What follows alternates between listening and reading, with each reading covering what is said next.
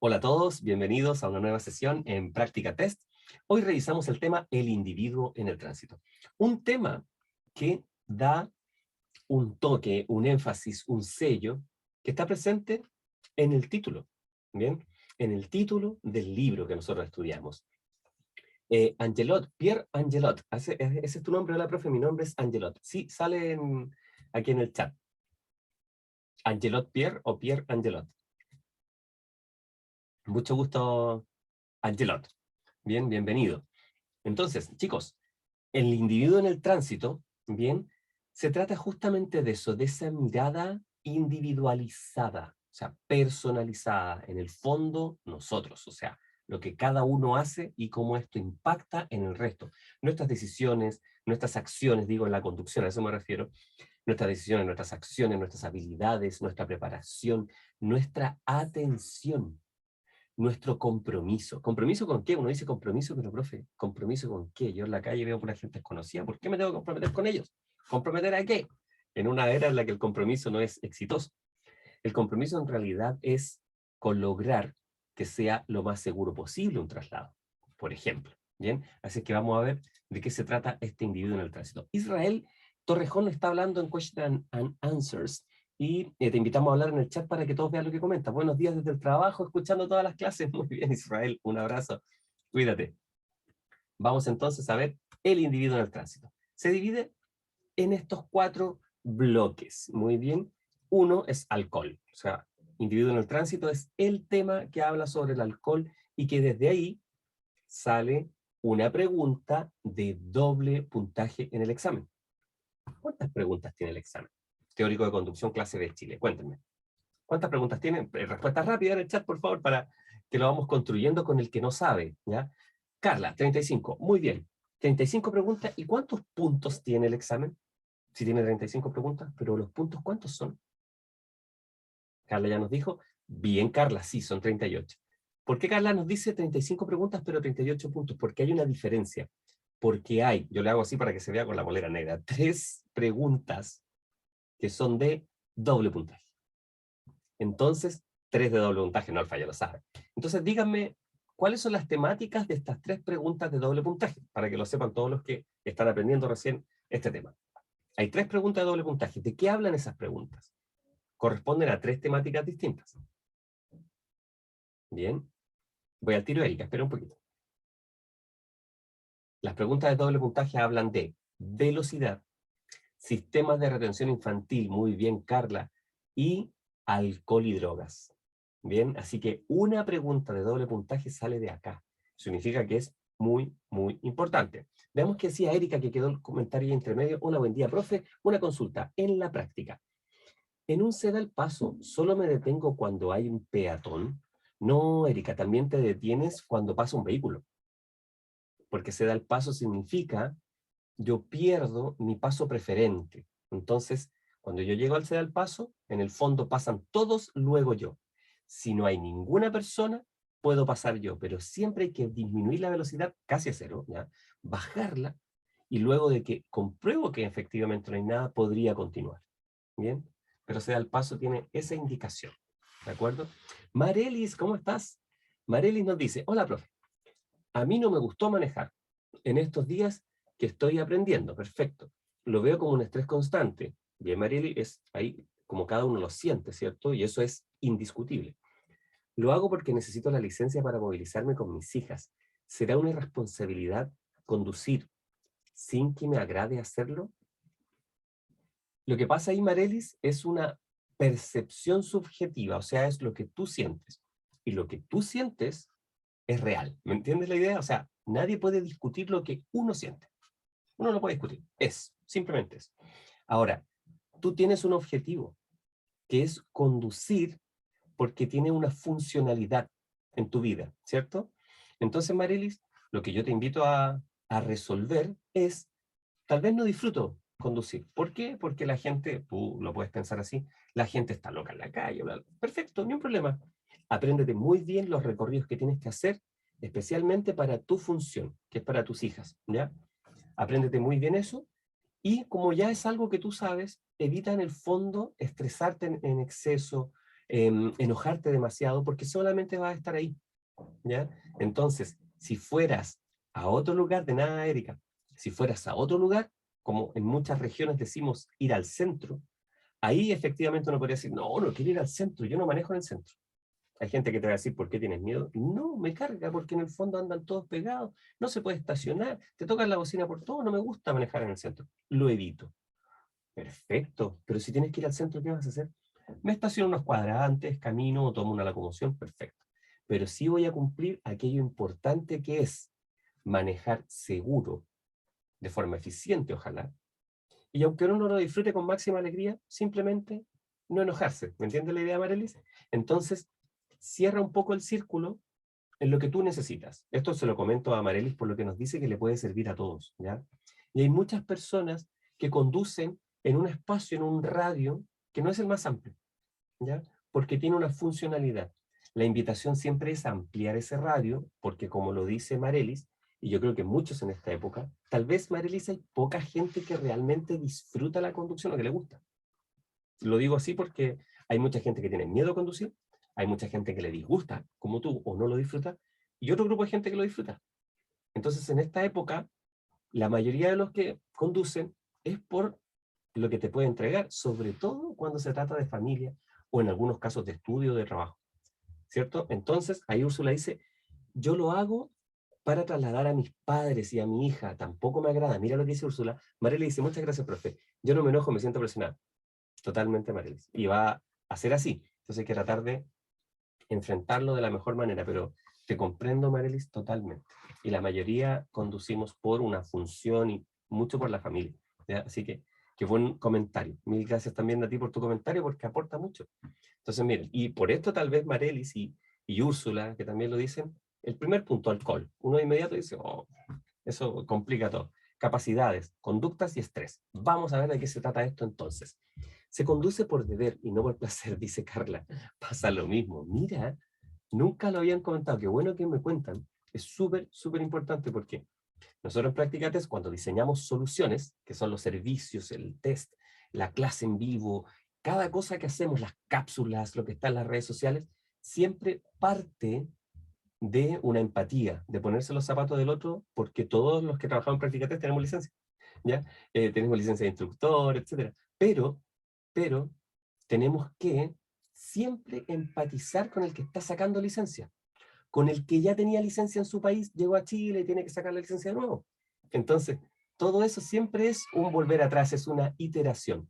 Y para nosotros eso es muy, muy importante y parte de sus comentarios. Así que vamos a analizar el tema con esa línea también.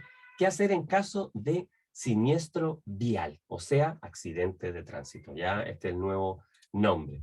¿Por qué aparece aquí en este tema? Esta idea de detener la marcha, prestar ayuda y dar aviso. Porque no hacerlo antes era una falta y debido a una ley, que la ley Emilia, se transformó en delito. Por eso uno dice, pero ¿qué tiene que ver esto de qué hacer en caso de accidente si está en información importante? Y está en el primer tema, el problema de los siniestros de tránsito o de los accidentes de tránsito. Está por eso, ¿ya? Entonces esto no hay que olvidarlo. En caso de estar relacionado con un accidente o con un impacto, ¿ya? Si estás relacionado, aunque tu auto no tenga nada, y aunque no tengas culpa, tienes que detenerte, prestar ayuda y dar aviso a la autoridad. Ahora, si no es el caso, y yo voy pasando, siempre lo explico, voy pasando por una calle, ya hubo un accidente, antes de que yo pasara, y yo paso, me tengo que detener, cualquiera con licencia nueva diría, ¿de veras qué? ¿Me tengo que detener la marcha y prestar ayuda y dar aviso? No, solamente si tú quieres y puedes lo haces, ¿ya? Pero cuando está relacionado con el accidente, ahí sí, con el siniestro, ¿cierto? Accidente siniestro lo vamos a tratar así. Ley tolerancia cero, nuestro gran esquema gobierno, pero nos vamos a nuestro esquema nuevo, que espero que está estrenado desde solamente el ciclo anterior, esta segunda vez que lo vemos. Espero que sirva y que sea muy útil. Bien. Entonces, ¿de qué se trata esto? Desde lo general a lo particular. Bien, siempre tenemos que hacer ese análisis. Fíjense bien, dividimos la pantalla en dos partes. Entonces, la primera, la que está en azul, que ya tenía color azul de fondo, ¿cierto? Voy a hacer todo ahí con azul.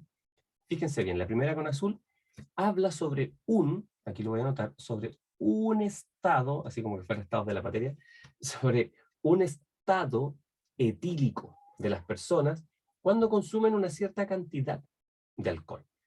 Pero que esa cantidad es muy difícil, científicamente se puede, pero es muy difícil de medir y de medir su impacto en qué variables. Cantidad de alcohol consumido, tipo de alcohol o mezcla consumida. Un ejemplo rápido, por ejemplo, un destilado o una cerveza, ¿ya? Cantidad. Y además tiene otro tema y otro problema. Depende de cada uno, por eso el individuo en el tránsito. Si soy hombre, si soy mujer, si soy alto, si soy bajo, si soy robusto, si soy delgado. ¿Cómo es mi dieta? Si soy, no sé, trato una dieta saludable, hago deporte, soy vegano. Todo ello, todas esas variables hacen que se distribuya o se disuelva el alcohol en la sangre. Y lo que se mide son gramos de alcohol por litro de sangre. Entonces uno diría, o sea, profe, una persona que tiene más litros de sangre, que bebe lo mismo que otro, va a marcar menos totalmente. Por eso es tan relativo, ¿de acuerdo?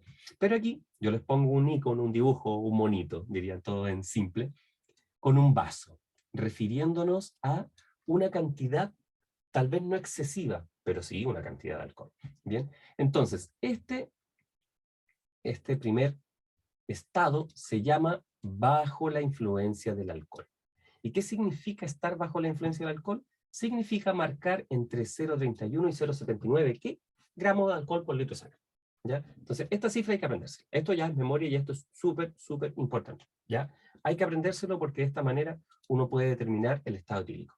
Bajo la influencia del alcohol. Pregunta rápida, ¿ya? Bajo 0,31, ¿estoy bajo la influencia del alcohol? No, está fuera del rango. ¿Por qué está esto? Lo hemos conversado otras veces. Porque hay ciertas frutas que en su proceso natural, en nuestro sistema digestivo, es símil al proceso de fermentación que se utiliza para desarrollar los alcoholes. Entonces uno podría marcar por medicamentos, por elementos cosméticos, por alimentos. Entonces, claro, el rango es desde 0,31 hacia arriba, ¿ya? Déjeme ver qué es lo que nos dice Erika. Sí, Carla, manzana y uva, porque ambas, la manzana y la uva, se utilizan para el alcohol. ¿Sabían ustedes? Bueno, también se utiliza hasta la papa, ya hay muchas cosas. Erika dice, me sucedió cuando me estaban enseñando a manejar ese día, no me sentía bien anímicamente. Qué importante, Erika, lo que dices, hay que sentirse bien y también te tienen que hacer sentir bien. No estaba concentrada, terminé el manejo bruscamente, y es verdad, si no se está bien, no se debería manejar. El estrés no hace bien al manejo. Vamos, voy a adelantar algo, es una primicia. Falta todavía, pero lo estamos trabajando hace mucho tiempo. Vamos a estrenar próximamente en Práctica Test un curso de amaxofobia. Amaxofobia es el miedo a conducir, pero no solo visto como el miedo extremo que requiere tratamiento y medicación y que las personas no se pueden subir al vehículo, a ningún vehículo. ¿Ya? No, no tan solo en ese nivel, sino que también en el nivel de miedo o incomodidad, ¿ya? O no gozo, como ustedes están señalando. Así que todo lo que ustedes están diciendo, de verdad, lo vamos a usar como el insumo, ¿ya? En nuestro diseño de curso, que de hecho mañana tenemos full reunión, ¿bien? Así que esas palabras que ustedes dicen son maravillosamente valiosas para poder diseñar algo que realmente sirva. Entonces, si yo voy bajo la influencia del alcohol, ¿de acuerdo? Porque bebí hasta quedar entre 0,31 y 0,79 y, estaba diciendo yo, pero una persona choca, ¿de acuerdo? Si no provoca daños ni lesiones, es el daño causado, la primera vez que lo haga va a tener un tiempo de suspensión de licencia de 3 meses. Ahora, si es que provoca lesiones gravísimas o la muerte la primera vez que lo haga, se suspenderá su licencia por 3 a 5 años. Aquí ustedes tienen que horrorizarse. Cada vez le pongo un poco más de aliño a esta conversación respecto a esta ley, ¿ya? Que se llama tolerancia cero, pero yo diría 0, tolerancia decimal, diría yo, porque 0, algo, ¿ya? No es cero, realmente no es cero. Entonces, ¿por qué? Porque aquí hay tolerancia 1000. O sea, cualquier persona, no nos voy a poner como ejemplo ni a uno ni a ustedes, nadie, pero cualquier persona que pierda un familiar, a un ser querido, atropellado o en un accidente, producto de alguien que iba bajo la influencia del alcohol, y saber que le van a suspender la licencia por 3 a 5 años, uno dice, ¿tendrá sentido? ¿Ya? Entonces hay un grave problema en esta ley, gravísimo. ¿Ya? Lo importante es que nosotros lo veamos de manera crítica para que podamos aprender al respecto y responder bien el examen. Es nuestro fin inicial, ¿cierto? Pero luego también reflexionar sobre esto. Entonces, vamos al segundo. Nos vamos a ir abajo. ¿Qué ocurre en el segundo caso? Que lo voy a ir marcando con verde para que destaque muy, muy bien. El segundo caso se llama estado de ebriedad, que significa tener más alcohol de 0,79, o sea, 0,8, 0,80. Desde ahí hacia arriba sin tope, ¿de acuerdo? Entonces, este 0,8, aquí como les dibujé, una persona ya con una botella, no con un vaso, que en un caso controlado, sin que vaya a conducir, o en una fiesta, así que se quede en un lugar cuidado, podría pasar como una anécdota, o cada uno verá lo que hace en ese caso. Pero tomar la llave del vehículo, salir del lugar y subirse al auto, habiendo tomado una botella así, en realidad es complicado. Y eso significa estado de ebriedad, 0,8 hacia arriba, gramos de alcohol por litro de sangre. Entonces aquí también tenemos dividido el tema. Sin daños ni lesiones, y aquí está la reincidencia marcada como una segunda vez que lo haga, y la tercera vez. Entonces la primera vez, sin provocar daños ni lesiones, ¿qué significa? Se suspende la licencia por 2 años. La segunda vez que lo haga, conducir en estado de ebriedad, por 5 años. Y ahí uno dice de inmediato, a ver, stop, ¿qué ocurrió acá? O sea que una persona que va ebria, que lleva más de 0,8 gramos de alcohol por litro de sangre, por segunda vez lo hace, después de que le suspendieron la licencia 2 años, y ahora lo hace de nuevo y se le suspende por 5 años. Uno diría, sí, pues está bien que vaya aumentando la pena. Perfecto, pero fíjense bien, es igual a la pena de alguien que bebió un poquito menos, un poquitito menos, y que mató a una persona. ¿Tendrá sentido? Por supuesto que no, ¿cierto? Espero que esta línea que hago yo de hacerlo con una visión crítica sirva para que nuestro cerebro diga, esto es importante. ¿Ya? Luego, ¿qué es lo que tenemos? El caso de provocar lesiones gravísimas o la muerte. La primera vez que lo haga tendrá una inhabilidad de por vida para conducir. ¿Bien? Su licencia de conducir. Ahí nos decía Carla, el tema de la manzana y la uva. Agustín, ¿cómo estás? Agustín Santiago, ¿dónde va? Y Esteban dice, profe, ¿ya empezaron con las clases prácticas? Buena pregunta, Esteban. Sí, estamos publicitando la próxima apertura de la primera escuela en vivo, ¿ya? De práctica test en la comuna de Padre Hurtado, región metropolitana. Yo sé que todos me van a decir, pero profe, ¿cuándo en la Florida? ¿Cuándo en Maipú? ¿Cuándo en Ñuñoa? ¿Cuándo en Vitacura? ¿Cuándo en Talagante? ¿Cuándo en Rancagua, La Serena, Iquique? Poco a poco, ya paciencia. Pero por ahora vamos a, prontamente en Quilicura, dice Marelis, prontamente vamos a, sí, a dar el inicio y la apertura, les vamos a mostrar a través de las redes sociales, aprovecho de contarle bien, Cintia, les vamos a mostrar lanzamientos ya de la escuela, la primera escuela que para nosotros se llama autoescuela, porque literalmente viene a revolucionar el mundo de las escuelas de conducir en Chile con una visión un poquito europea, porque si ustedes saben bien, Práctica 3 está en Europa, ¿ya? Así es que es una nueva visión centrada en qué, en lo que acabamos de conversar hace un poquito, centrada en el usuario, en la persona, en la experiencia. Y mucho de eso tiene relación con sentirse bien, ¿ya? Así es que muy bien todo lo que comentamos. Gracias ahí por sus palabras. Entonces, claridad con esto, claridad. Resumen, estados etílicos 2. Bajo la influencia del alcohol, estado de ebriedad. Bajo la influencia del alcohol, 0,31, 0,79. Estado de ebriedad, 0,8 hacia arriba. ¿De acuerdo? ¿Qué es lo que aparecía acá? Sanciones de suspensión de licencia. ¿Ya? Todavía no hay otro tipo de sanciones. Vamos a verlos en el siguiente. Y ahora damos el salto. Profe, pregunta Agustín, no te preocupes. Muchas felicidades por esta nueva etapa. Caro, te pasaste, qué linda. Dale, Kevin, también. Agustín y Kevin, formulen su pregunta mientras pasamos a la ley Emilia, y también se las voy a mostrar con nuestro nuevo esquema diseñado para poder comprenderlo bien. O sea, aquí nosotros vemos de lo general a lo particular 3 elementos. Es lo primero, ¿cierto? Veo 3 elementos. Entonces vamos a empezar a analizarlos. Mientras ahí formulan las preguntas Kevin, Javier, todos los que quieran, ¿cierto? Kevin y Agustín, discúlpame, Agus, ahí está. Entonces, mira, mientras comenzamos, voy a usar los mismos colores que hay ahí, no, amarillo para que resalte. Vámonos primero a el lado, para allá está, en la pantalla, el otro extremo de mi cámara, ¿ya? Lado izquierdo de la pantalla, donde dice que la ley Emilia estableció como delito, y esto es lo de la primera slide de la presentación. 3 cosas. 1, lesionar gravemente o provocar la muerte conduciendo en estado de ebriedad, o sea, bajo la influencia del alcohol no va, ¿ya? Negarse a realizar el alcotest o la alcoholemia, negarse. Y además fugarse del lugar del accidente. Todo ello, la ley Emilia, que antes de la ley Emilia esto no estaba clasificado así, le dio rango de delito, no de mera falta, ¿de acuerdo? Delito. Antes de esto no era delito, aunque ustedes no lo crean. O sea, había personas que bebían hasta el estado de ebriedad, tomaban las llaves, se negaban a un control, se fugaban del lugar y atropellaban a alguien o algún tipo de siniestro. Y todo ello no era considerado un delito, por lo tanto las penas eran bajas. Luego, vamos a ver ahora qué es lo que ocurre con estos 2 casos, ¿bien? Nos vamos a ir a estos 2 casos, los voy a marcar aquí muy bien, de qué es lo que puede provocar una persona en estado de ebriedad, solo en estado de ebriedad, no bajo la influencia del alcohol. La ley Emilia no aplica para la influencia del alcohol. Entonces, en estado de ebriedad, aquí está, lo estoy marcando con mucho color para que ustedes lo vean, una persona, aquí va a aparecer, una persona que conduce en estado de ebriedad, provoca lesiones gravísimas a otra, va a tener un resultado, por eso está igual, es como una fórmula, va a tener un resultado de cárcel efectiva de 1 año.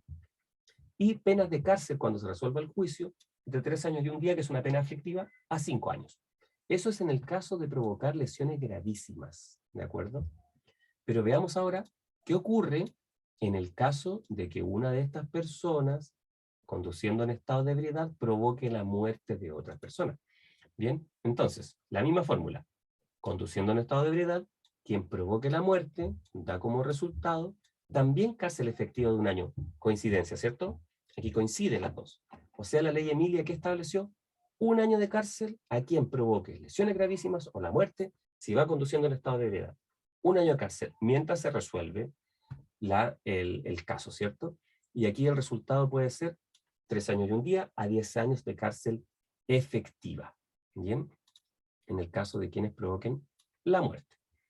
Y nos toca la última parte, que es excepciones a estas 2 que yo he dicho de lesiones gravísimas y la muerte, pero que agravan en el fondo la falta, porque ya pasan a ser delito calificado.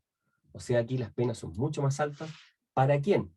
Para quien, aparte de conducir en estado de ebriedad, provocar lesiones gravísimas o provocar la muerte de otra persona, aparte de esos 3 puntos, y tal vez negarse al alcotés, fugarse, ¿ya? Todas esas cosas que ya son terribles, además estaba conduciendo con una licencia cancelada o inhabilitada. Eso le da un rango de delito calificado, ¿ya? Como el asesinato, a eso se refiere. O además era un reincidente. O, tenemos la última opción, es un conductor profesional en el ejercicio de sus funciones. ¿Se entiende? O sea, un conductor de un bus con pasajeros, todo, pero en estado de ebriedad y negarse a todo esto, etcétera, etcétera. Eso es lo que provoca un delito calificado. Bien, hasta ahí, lo dejo por si alguien quiere tomar la pantalla. Yo tengo lleno de herramientas en la pantalla, pero sé que para ustedes se ve la cámara y el esquema. Voy con Agustín y con Kevin. Veamos. Primero Agustín dice, a medida que uno va realizando los ensayos y va superando los porcentajes de inmediato, uno entra a la prueba. Agustín, en la plataforma tú tienes que hacer la mayor cantidad de test. Haz todos los que puedas, en el celular, en la aplicación, en la plataforma. Aprovechalo al máximo. Y claro, hazlos por dificultad, por municipalidad, todo lo que puedas. A medida que vas subiendo tu porcentaje, es la probabilidad de que te vaya muy bien el día del examen. Entre más exámenes haces, más preguntas ves. Y hay preguntas que son muy similares, y hay cosas que se preguntan de 5 formas distintas. Entonces va entrenando tu cerebro. Muy, muy bueno, Agustín. Kevin dice, ¿usted conoce la escuela de conducir? Autoruta, está localizada en Valparaíso. Si le llevará a conocer esa escuela, mi opinión sincera, tendrías de ello. Perfecto. Personalmente yo no, Kevin. Del equipo Prácticate sí. Sí, porque conocemos casi todas las escuelas de Chile. ¿Ya? Pero yo por lo menos no conozco esa escuela en particular. ¿De acuerdo? Así que, bien, sacaron una foto de esto, lo tenemos. Ahora se va a ir, se va a borrar esto, lo tenemos ahí. Aquí viene, borramos, se fue. Entonces, vamos a lo siguiente del individuo en el tránsito. Y pasamos a nuestra clásica tabla, que es la misma del libro del nuevo conductor, que es la que habla también de alcohol, pero aquí hablamos de los efectos fisiológicos, no solo del alcohol, sino que sumamos las drogas, ¿ya?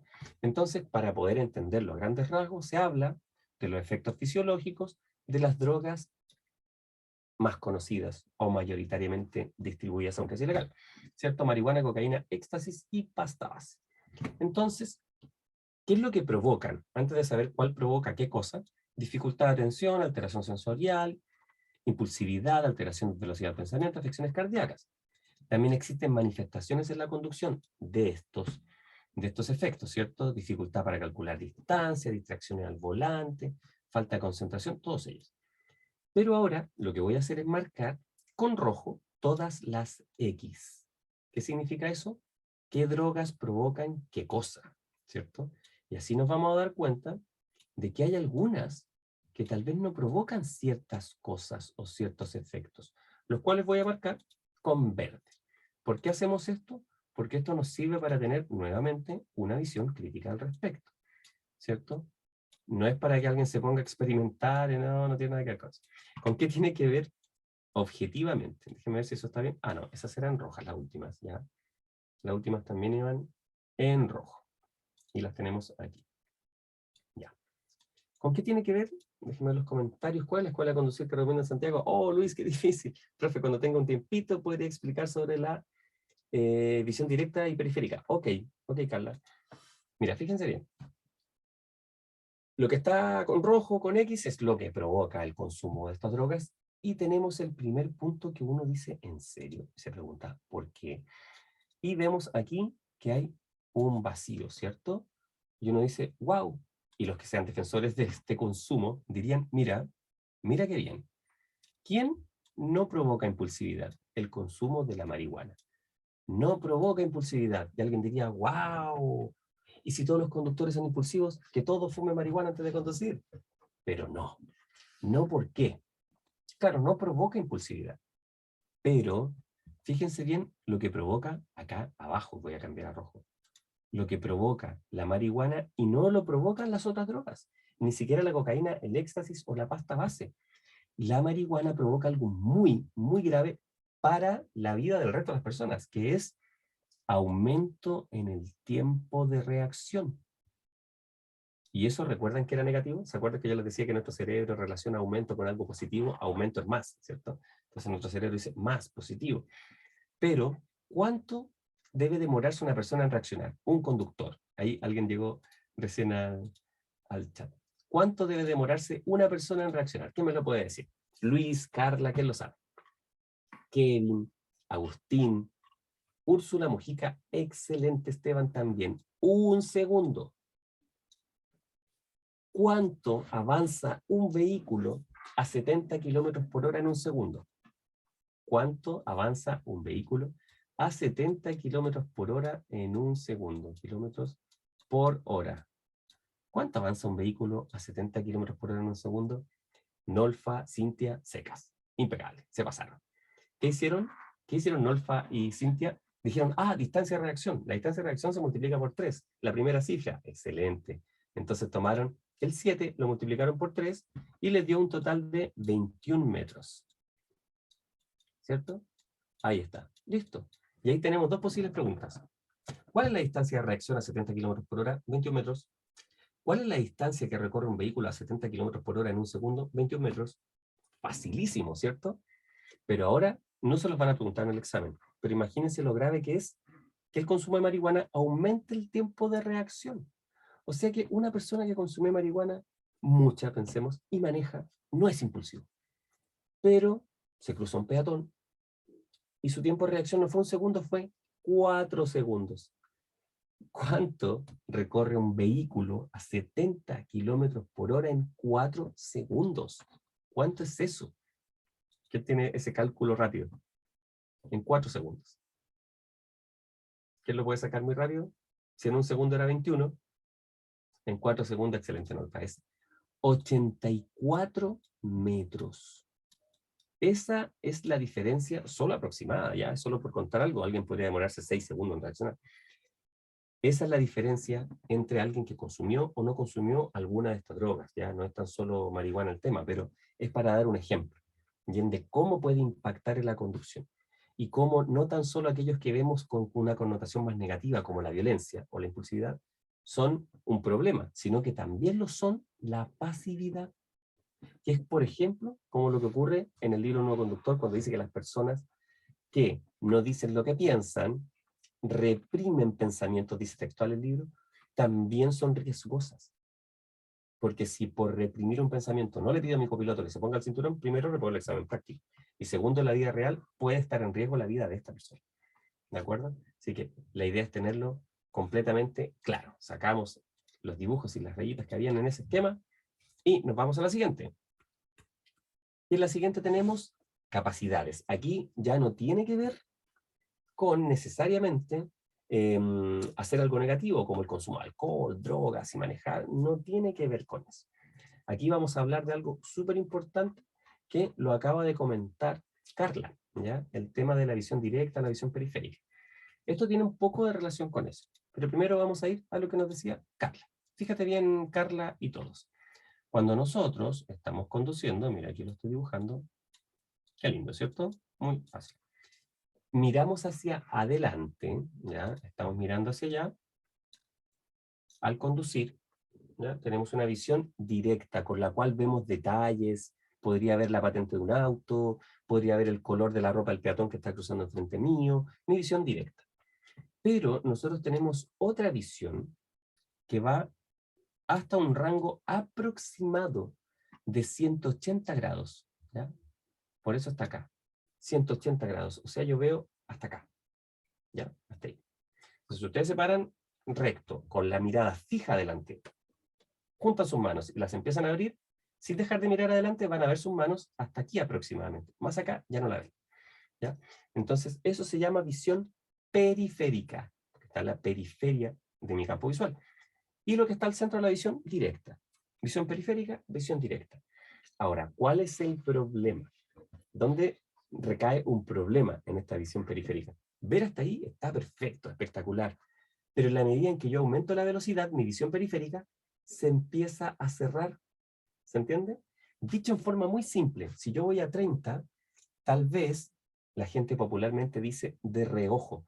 Tal vez de reojo, con mi visión periférica, mirando adelante, voy a ver a un niño con una polera roja, por ejemplo, acá. ¿Bien? Lo alcanzo a ver, voy manejando, lo alcanzo a ver.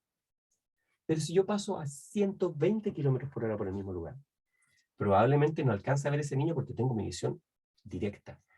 O sea, la visión periférica se empieza a cerrar junto con el aumento de la velocidad.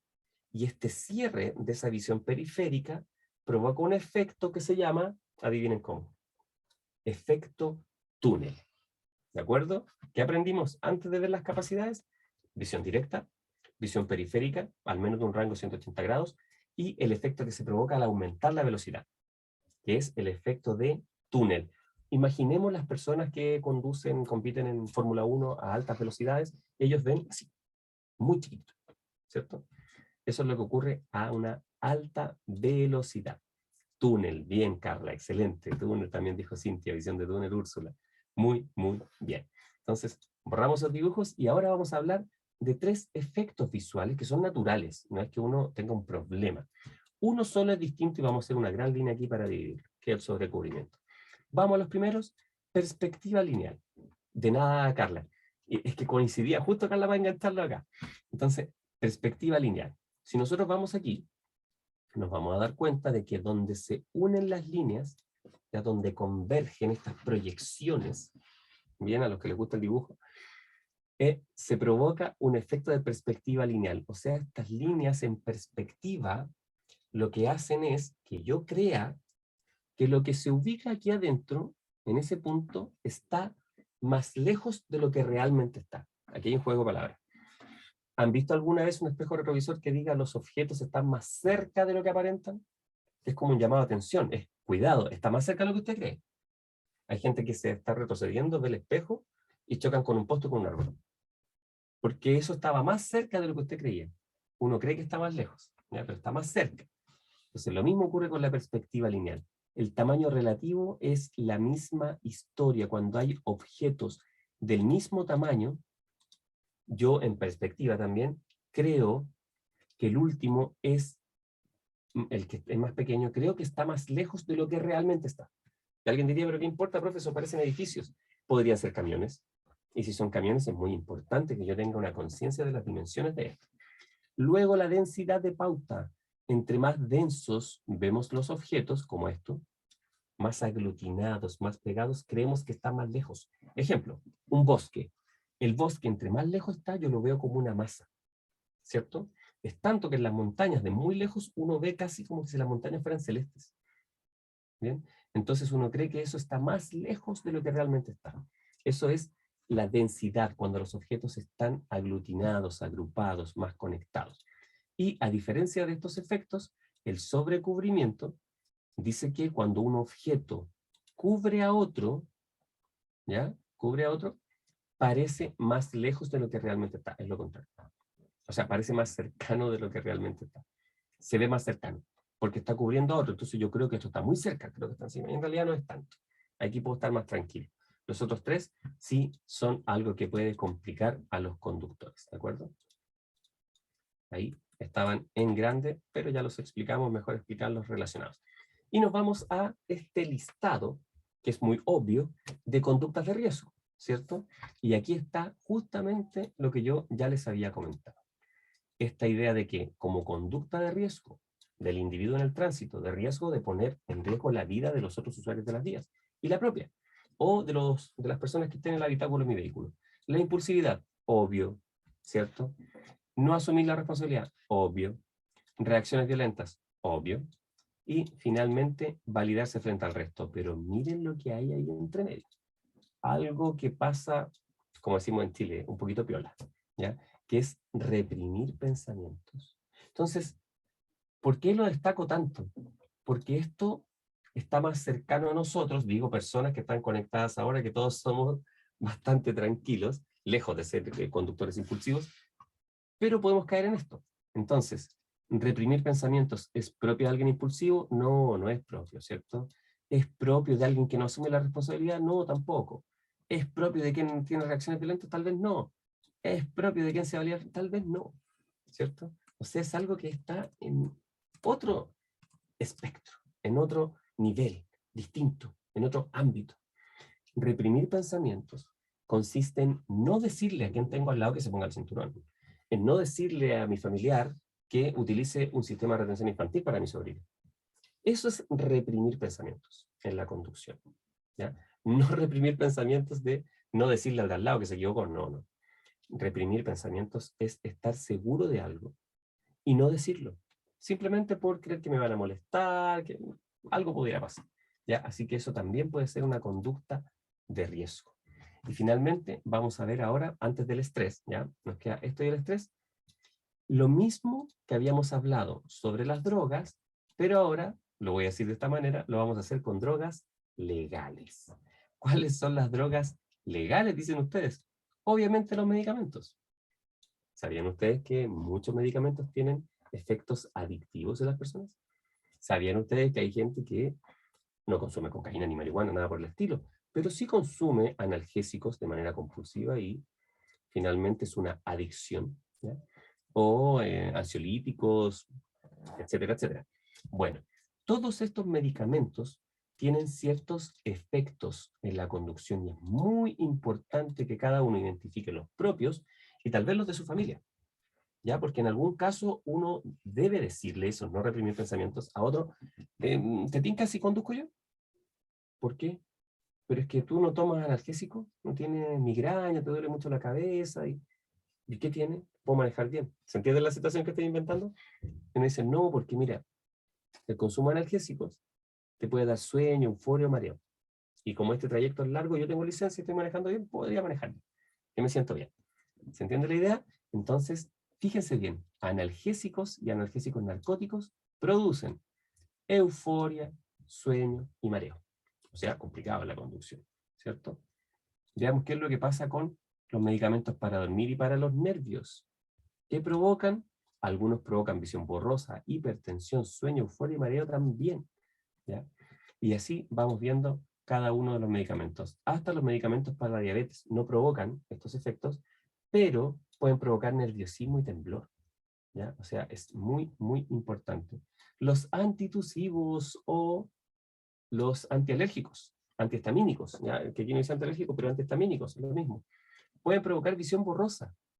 Han escuchado gente que dice, no, tómate una desloratadina y no una loratadina, ¿ya? Por ejemplo, porque hay personas que les da sueño. La circulación, la tensión, etc. ¿Bien? Efectos provocados por tratamientos. Lo importante es identificar el propio, siempre. Y finalmente, alguna vez lo dije, alguna vez alguien anotó por ahí el nombre del autor, a los que les guste leer y leer sociología o filosofía un poco más que difícil, aburrido para muchas personas. Para mí no, pero para muchas personas sí. Hay un autor que se llama Byung-Chul Han. Byung-Chul Han, surcoreano, formado en Alemania, filósofo contemporáneo, habla de la sociedad del cansancio.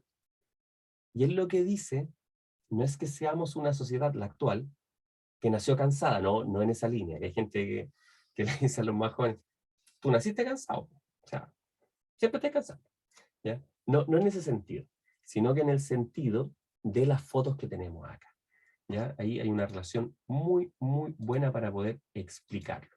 ¿Por qué en el sentido de las fotos que tenemos acá? Porque este autor nos ayuda para comprender esto. Habla sobre la autoexplotación. O sea, cómo nosotros buscamos más trabajo. Hay gente que dice un polito, una peguita más extra, y necesitamos más trabajo. ¿Por qué necesitamos más dinero? Y sobre todo los que tengamos familia van a estar constantemente en búsqueda de mejoras, ¿cierto? Hay gente que dice, voy a invertir en estudiar para que me vaya mejor, voy a sacar la licencia, con esto puedo ir a hacer otro trabajo, puedo llevar a mis hijos y voy a tener tiempo con mi emprendimiento, etcétera, etcétera, ¿cierto? O sea, ya esto para algunos es un poco de estrés. Yo los invito a que le vean siempre el lado positivo, por supuesto, ¿ya? Pero esto que dice este autor nos ayuda a entender el cómo hay muchos conductores que están estresados y cansados. Y fíjense los siguientes datos que pueden ser pregunta de examen y que son muy reveladores. 15 a 30% de los accidentes de los siniestros viales tienen como causa el estrés y el cansancio. 15 a 30%, muchísimos, por la disminución de la capacidad de reacción. ¿Bien? Y las alteraciones del juicio y la toma de decisiones tienen un problema específicamente en ciertos horarios. De 3 a 5 de la mañana, uno diría en la madrugada, la época de más sueño, y de 4, o sea, de 2 a 4 de la tarde después de almuerzo. Así lo podemos decir. ¿De acuerdo? Así que vamos ahora a ver si nos va bien con nuestro test y si tenemos todo correcto desde ahora. Ya comenzamos. Pongo zoom para que se vea bien. Y tenemos la primera pregunta. ¡Qué buena foto! Fíjense bien. El cuerpo libera alcohol mediante el proceso de metabolización, en el caso de un conductor que bebió bastante en un tiempo de 4 horas y durante 8 horas. ¿Cuál será el tiempo estimado para la curva de alcohol llegue a 0? Veamos. Esteban Nolfa y Cintia con Úrsula dicen 20 horas aproximadamente. O sea, nos sirve acostarse a las 5 de la mañana y manejar a las 10. Es casi dejar un día entero. Vamos a dar ejemplos porque son ejemplos prácticos. Que envía esta grabación, esto es día jueves, prenavideño, ¿ya? Entonces, este día jueves, por eso voy a dar el ejemplo con Navidad. Imagínense que alguien va conduciendo donde su familia, lo van a pasar muy bien, celebran la Navidad en familia y van a beber. ¿Bien? Celebración, perfecto, no hay problema. ¿Cuándo debería conducir? Preferentemente, si va el sábado, el lunes. ¿Pero se entiende la idea, Cintia? Dicho en muy buen chileno, si vas a carretear, literalmente el viernes vas a un lugar en auto, carreteas en el lugar, no manejas. Ojalá hasta el domingo. Y ahí estás impecable. ¿Bien? Porque hay más de 20 horas. ¿Se entiende, Cintia? Muy bien. Eso es así. Que les diga, no, si estoy bien. Ustedes de inmediato vean la hora, te acostaste a las 6. Son las 2. Pasado 6 horas. Falta mucho para que te vean. ¿Ya? Mucho todavía. Veamos. Número 2. Es mejor un taxi, sí. ¿Cuál de las siguientes afirmaciones no corresponde a las alteraciones del movimiento con respecto a la fatiga del conductor? ¿Cuál no corresponde a una alteración de movimiento? A, dice Esteban. Menor tiempo de reacción. Norfa también dice. Ponemos la. Siguiente. Uno de los factores que impiden que evaluemos el peligro al conducir es un factor que impide evaluar el peligro a conducir. ¿Cuál es? Impide evaluar el peligro. Carla Anolfa dicen confía en controlar el vehículo en situaciones peligrosas. ¿Cierto? Ahí está C. La 4. Usted se ve involucrado en un accidente. ¿Ven? Está el tema de estar involucrado o no. Ven que una persona ha resultado con lesiones leves. ¿Debe usted informar el hecho a carabineros? B, dice Carla Esteban, que sí debe dar cuenta del hecho a la autoridad policial más inmediata a la brevedad. 5. Si una persona ha ingerido alcohol, ¿cuál de los siguientes efectos probablemente no ocurriría? Acuérdense de esas preguntas en negativo, con esos no gigantes. No ocurriría. ¿Qué cosa no ocurriría? B, dice Esteban. Pamela también. Sus reacciones serían más rápidas. Desde un punto de vista de los riesgos al conducir, ¿qué grupo está más dispuesto a tomarlos? ¿Los adultos? ¿Los conductores que tienen a cargo un vehículo de trabajo? C, dice Paula Esteban. Nosotros, ¿cierto? Los jóvenes. Ahí está. Ojo que Carabineros ve lo legal, ya que muchos se olvidan llamar a la ambulancia. Ah, perfecto, Carla, muy bien. Buen comentario. Siguiente. ¿Cuál afirmación es falsa con respecto al alcohol y la conducción? Una afirmación falsa. Carla dice B.